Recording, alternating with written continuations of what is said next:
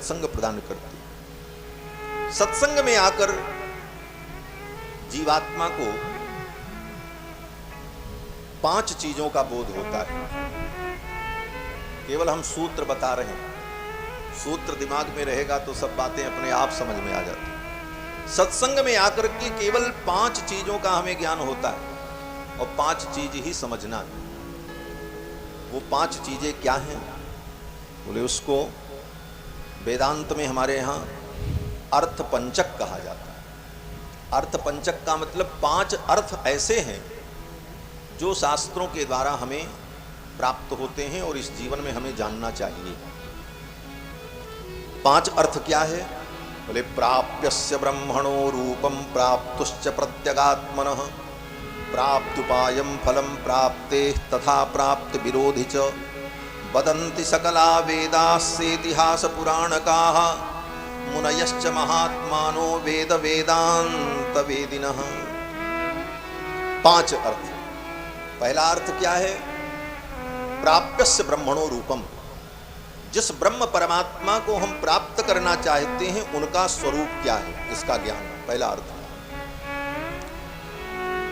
जिस चीज को हम प्राप्त करना चाहते हैं जब तक हम उसको जानेंगे नहीं तब तक उसको हम प्राप्त नहीं कर सकते। आप ये जानो ही ना कि भगवान क्या होते हैं, कैसे होते हैं, तो भगवान को प्राप्त करने की इच्छा भी आपके मन में उत्पन्न नहीं।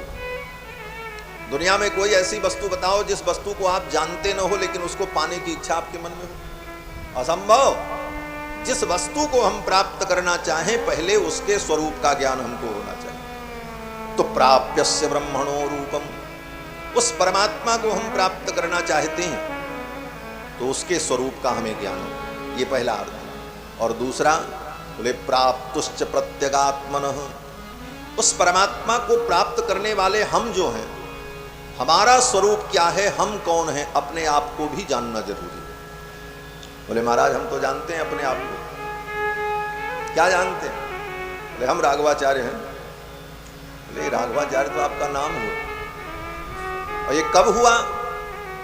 बोले जब संसार में पैदा हुए तब, उसके पहले नहीं था। तो आप कहोगे हाँ हम अपने को जानते हैं, हम तो ये हैं। बोले ये तो तुम्हारा शरीर है, ये भी आज के 45 वर्ष पूर्व नहीं था, तब भी तुम थे, तो तुम कौन हो?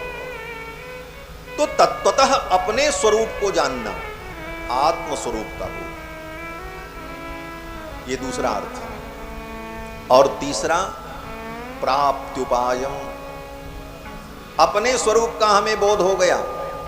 जिस परमात्मा को हम प्राप्त करना चाहते हैं उसके स्वरूप का हमें बोध हो गया। अब तीसरी वस्तु क्या है? बोले किस प्रकार हम उन्हें प्राप्त कर पाएंगे, उस साधन को जानना। बिना साधन के आप वहां नहीं पहुंच सकते। तो परमात्मा की प्राप्ति के साधन को समझना, ये तीसरा स्वरूप। और चौथा, परमात्मा को प्राप्त कर लेने पर फल क्या मिलेगा, उस फल को जानना। और 5वां अर्थ, आज तक उस परमात्मा को हम प्राप्त नहीं कर पाए, उसका कारण क्या था, इसकी भी विवेचना करना। वो कौन से विरोधी कारण थे जिन कारणों से आज तक हम अपने गंतव्य तक नहीं पहुंच पाए। भाई माइक ठीक करो। श्री सीतारामचंद्र भगवान की जय। तो इन 5 अर्थों को, आत्मस्वरूप, परमात्मा स्वरूप, परमात्मा की प्राप्ति के साधन का स्वरूप, परमात्मा की प्राप्ति के फल का स्वरूप, और परमात्मा की प्राप्ति में जो बाधक हैं उन बाधक तत्वों का विवेचन, उनका स्वरूप। इन 5 विषयों का ही ज्ञान शास्त्रों के माध्यम से होता है।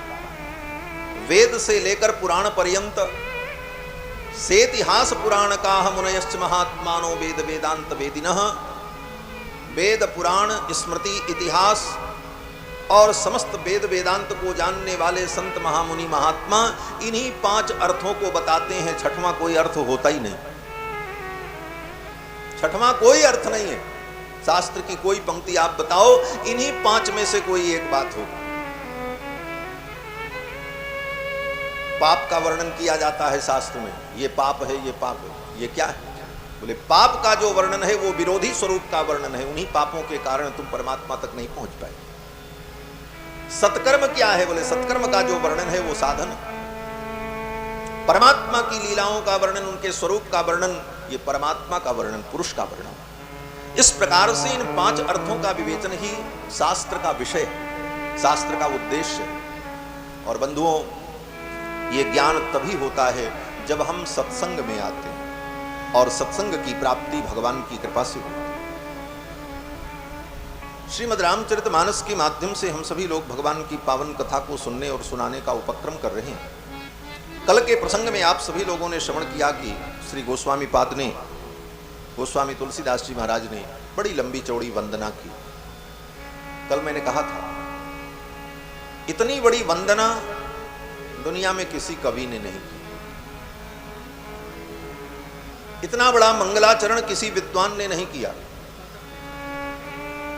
मंगलाचरण का फल क्या है? कहते हैं मंगल का फल है विघ्न का विनाश और ग्रंथ का विस्तार। मंगल करने पर विघ्न विनष्ट होते हैं और ग्रंथ का जन जन में विस्तार होता है। और इसका प्रत्यक्ष प्रमाण है कि गोस्वामी जी ने इतना बड़ा मंगलाचरण किया, उसका परिणाम बोले रामचरितमानस ग्रंथ इतना विस्तार को प्राप्त हुआ दुनिया में कि उतना कोई ग्रंथ विस्तार को प्राप्त नहीं। यहां इतने लोग बैठे हैं,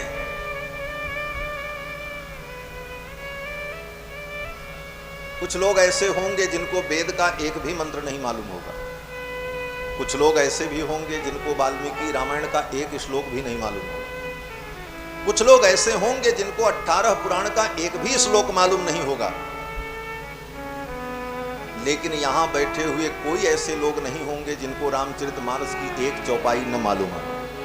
एक चौपाई तो जरूर सबको मालूम होगी, चाहे वो निरक्षर भट्टाचार्य ही क्यों न हो, चाहे वो स्वयं कभी न पढ़ा हो, निरक्षर ही क्यों न हो, लेकिन उसको भी रामचरितमानस की एक चौपाई तो जरूर याद हो। क्या बोले? मंगल भवन अमंगल हारी द्रवो सुदशरथ। ये इस काव्य का वैशिष्ट्य है।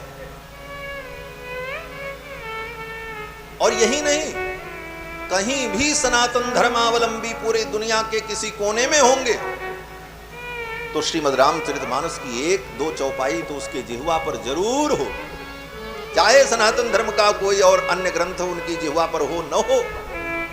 ये गोस्वामी जी के मंगलाचरण का फल, इतना विस्तृत मंगलाचरण, सबकी वंदना। सी राम में सब जग जानी, करहु प्रणाम जोर जुग पानी। संपूर्ण राम परिकर की वंदना की, मां कौशल्या की वंदना, केकई की वंदना, सुमित्रा की वंदना, दशरथ जी की वंदना, भरत जी की, लक्ष्मण जी की, शत्रुघ्न जी की, श्री जनक जी महाराज की, जानकी जी की, हनुमान जी की, सब की वंदना की, किसी को नहीं छोड़ा। और फिर भगवान के नाम की वंदना, बंदौ नाम राम रघुबर, नाम वंदना। भगवान का नाम भगवान से अभिन्न।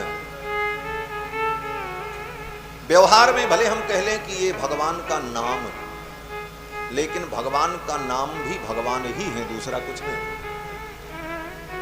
जगत में जितनी वस्तुएं होती हैं उसमें नाम और नामी में भेद होता है।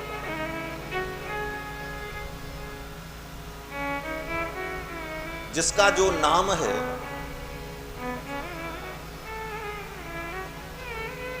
नाम अलग है, नामी अलग है।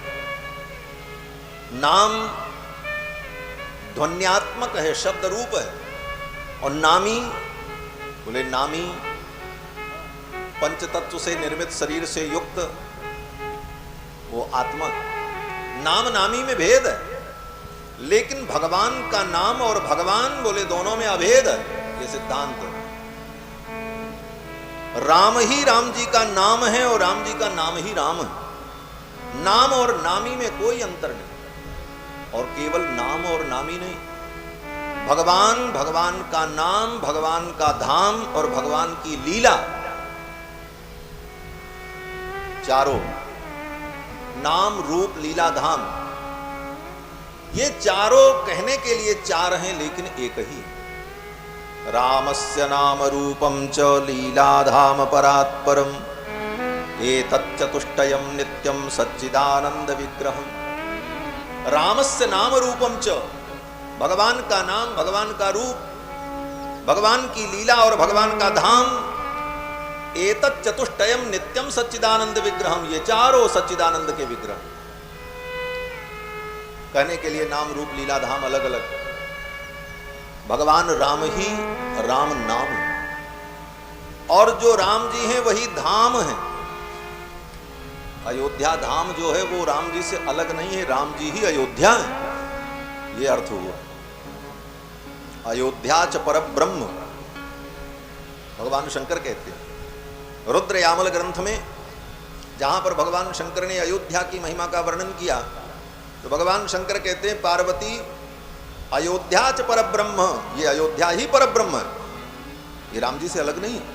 अयोध्या च परब्रह्म, और अयोध्या में प्रवाहित होने वाली सरयू जी, अरे सरयू सगुण पुमान, ये सरयू जी सगुण ब्रह्म है।